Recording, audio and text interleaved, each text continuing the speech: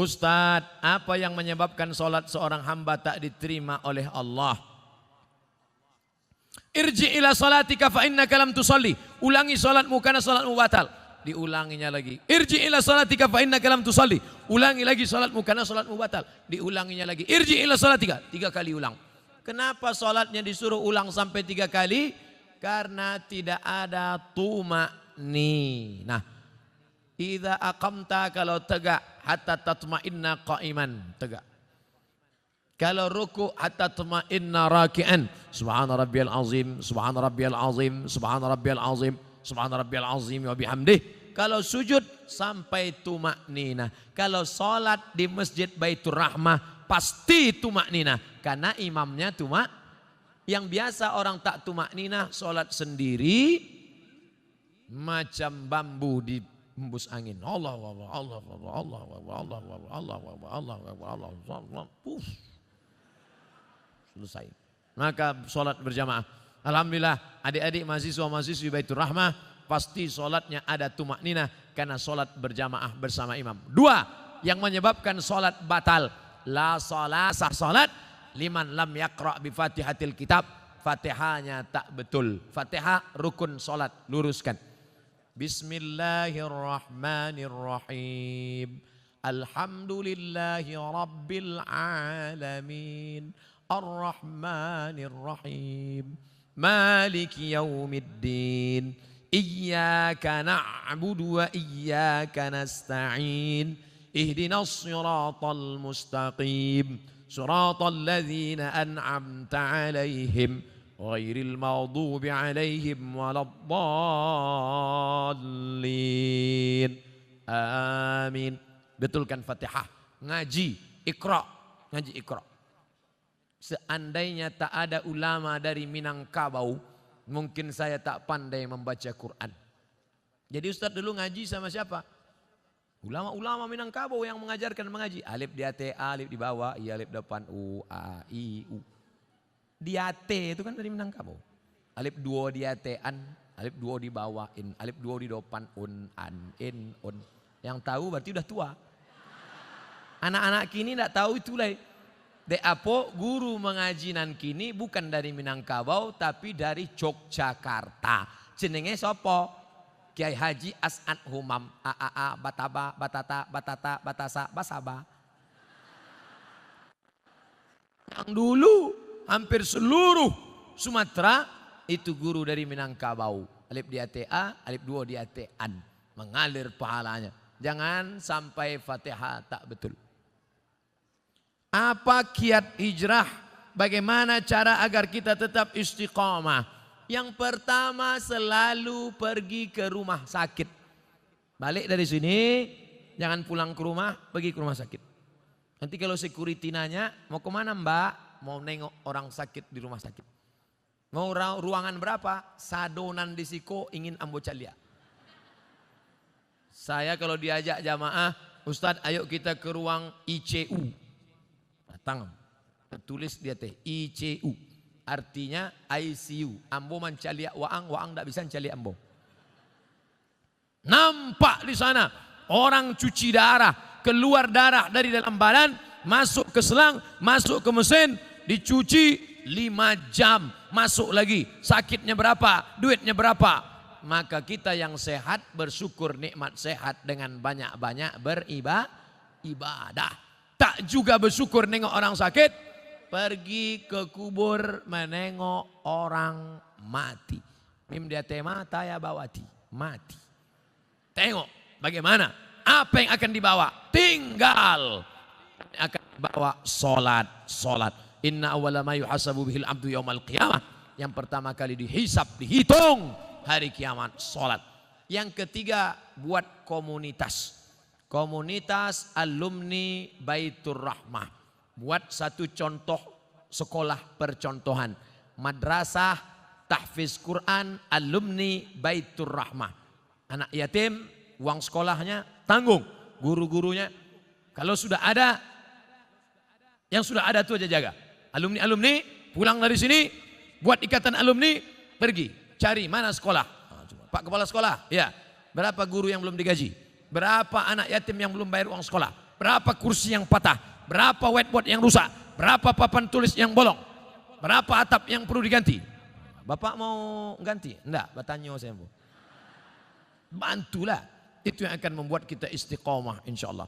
Saya sebelum datang ke Kota Padang, kami tidak dari Payakumbuh. Padahal kalau dekat dari Pekanbaru dekat Payakumbuh. Tapi kami mutar ke Indragiri Hulu, masuk ke Kuantan Singingi. Kenapa? Karena menyalurkan dana untuk mendirikan madrasah ibtidaiyah di suku terasing di dalam hutan. Itulah yang akan menolong di hadapan Allah Subhanahu wa taala. Nah, jadi adik-adik, kawan-kawan, sahabat-sahabat, buat komunitas. Saya banyak ceramah ke tempat-tempat, bertemu dengan komunitas. Ustaz Somad, kami dari komunitas. Apa namanya? Komunitas Jombloan Sejati. Ustaz, kami dari komunitas. Apa namanya? Komunitas Pensiunan Perusahaan Minyak. Ini apa? Komunitas Mantan Tatu-Tatu. Isinya orang nan batatu saudara. Waduh, tatunya ular kobra. Setelah tua, ketek. Jadi cacing pita. Mantap. Ustadz, kami komunitas. Nama komunitasnya? Komunitas Pejuang Subuh. Tertulis di bawah. Pejuang Subuh. Zuhur ndak tiba. Komunitas Pejuang Subuh. Zuhur kemana? Ndak tahu zuhur. Masjid lain Pak Ustadz. Bagaimana caranya supaya kita tidak tergolong ke istidraj? Kok istidraj itu ngeri. Istidraj iko bahasa singkatnya tasase di jalan nan luri. Banyak orang sesat di jalan berbelok. Tapi ini ndak, sesat di jalan yang lurus. Nampaknya dia lurus, tapi sebenarnya sedang sesat. Na'udzubillah. Banyak hartanya, mewah hidupnya, tapi ternyata sedang dimainkan Allah Ta'ala dengan istidraj. Kita banyak salah sangka. Ustadz, saya dulu sebelum pengajian hidup saya enak Pak Ustadz. Tapi setelah dengar pengajian Ustadz, begitu pulang helm basah. Begitu pulang motor hilang. Begitu pulang anak sakit. Sesungguhnya Allah sudah sayang kepada engkau, dihapusnya dosa-dosamu. Amin. Yang paling mengerikan adalah sholat tak pernah, puasa tak pernah, sedekah tak pernah. Tapi hidupnya lancar-lancar saja. Itu namanya istidraj. Tetangga saya Pak Ustadz tak pakai jilbab, sholat tak pernah, puasa tak pernah, hidupnya lancar, rumahnya besar, mobilnya besar, bininya besar. Itu namanya istidraj. Sanastadrijuhum min haitsu la ya'lamun. Kami mainkan mereka dengan istidraj. Kami mainkan mereka karena mereka mempermainkan Allah. Mereka sangka Allah lalai, mereka sangka Allah lupa. Tidak. Allah sedang memainkan engkau dengan istidraj. Jadi caranya biar sadar, introspeksi diri. Mengapa aku begini? Kalau terasa salah, istighfar, mohon ampun kepada Allah Subhanahu wa taala. Semoga Allah mempertemukan kita semua di surga nanti bersama para nabi dan orang soleh. Amin. Sampai saya ke surga, saya tengok surga kosong. Ambo surang saya sih. Ambo tanya malaikat, mana jamaah Baitur Rahmah? Mereka VVIP. Rupanya ambo kelas ekonomi. Apa ndak VVIP? Salat tarawihnya 1 juz. Sholat berjamaahnya tidak tinggal. Di dalam masjidnya khusyuk. Saking kan khusyuknya sampai terlalu.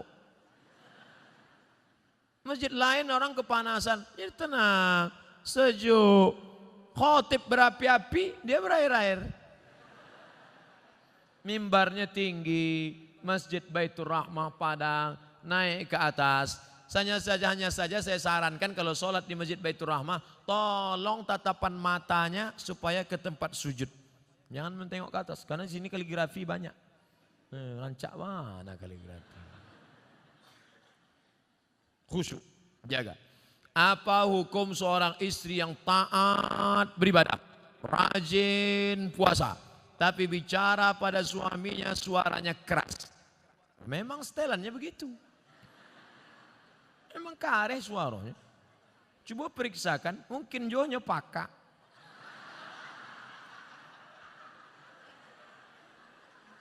Mungkin ini orang gunung. Orang gunung suara keras. Beda sama orang Sunda. Kalau orang Sunda, Mas, hujan. Orang Sunda kalau ngasih tahu suaminya hujan, hujan. Lah basah kain baru. Tapi sampai lain enggak, hujan, hujan, hujan, hujan. Nah, jadi jangan serta-merta kalau kareh melawan. Ternyata dia tidak peka, ternyata dia bukan orang gunung, tapi dia melawan. Maka mengatasi istri melawan ada 5 langkah. Yang pertama, fa'izuhun, kasih nasihat. Adinda, come here, sikos sebentar. Janganlah kareh-kareh bersuara. Sakit hati denai. Memang itu setelannya. Fa'izuhun, kasih nasihat tak sempat. Tak mempan kasih nasihat. Wahjuruhunna fil madaji. Kalau tidak berubah, apa boleh buat? Wahjuruhunna fil madaji, pisah tempat tidur. Karena kamu tak juga berubah, kita pisah tempat tidur sebulan. Memang itulah dan ditunggu-tunggu. Nasihat, tidak nyodanga. Ancaman pisah tempat tidur, malah dia berkata itu yang kutunggu. Nan ketiga, wadribuhun. Ada jenis perempuan dipukul baru dia berubah. Wadribuhun, karena tak juga berubah. Begitu mau ditempeleng, dipotonya. Di-uploadnya ke Instagram. Teganya. Tak bisa. Pukul sekarang tak bisa. KDRT, kekerasan dalam rumah tangga. Tak juga bisa. Yang kelima, maka jatuh. Ada satu surat dalam Quran namanya tolak. Mediasi dulu, bukan langsung. Jadi bukan mentang-mentang kasar. Ini banyak laki-laki sikit-sikit. Talak 100. Enak aja. Ingat, laki-laki yang pemarah langsung lewat talak 100, talak 1000, jatuhnya 3. Kalau sudah jatuh talak 3, tidak bisa menikah sebelum istri itu menikah lagi dengan laki-laki lain. Dan jangan lupa, orang yang sudah menjatuhkan talak 3, tidak ada yang lebih cantik daripada Jelo. Apa itu Jelo? Jandolamu. Waspadalah. Maka hati-hati. Langkah yang keempat, fab'atsu hakaman min ahlihi wa hakaman min ahliha. Panggil keluarga laki-laki, panggil keluarga perempuan, nenek mama, panggil semua, panggil pula wali, duduk. Ini harus mediasi. Apa judul tema mediasinya? Mau dibawa kemana hubungan ini?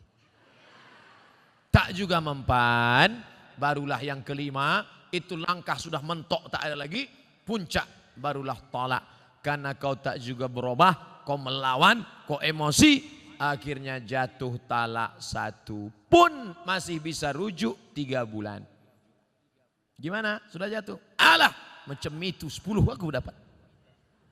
Bulan 1, gimana? Bulan kedua, 5 aku dapat. Mulai turun harga. Bulan terakhir, aku mau rujuk, masih bisa rujuk. Kalau sampai 3 bulan tidak rujuk, habis, putus. Setelah bulan keempat baru mau rujuk, bisa lagi rujuk, tapi pakai akad baru. Mempelai laki-laki, mempelai perempuan, ada mahar, ada ijab, ada qabul, ada wali, ada saksi 2 orang. Aku nikahkan engkau dengan anakku dengan mahar sebentuk cincin emas tunai sah. Itulah namanya pengantin baru stok lamo.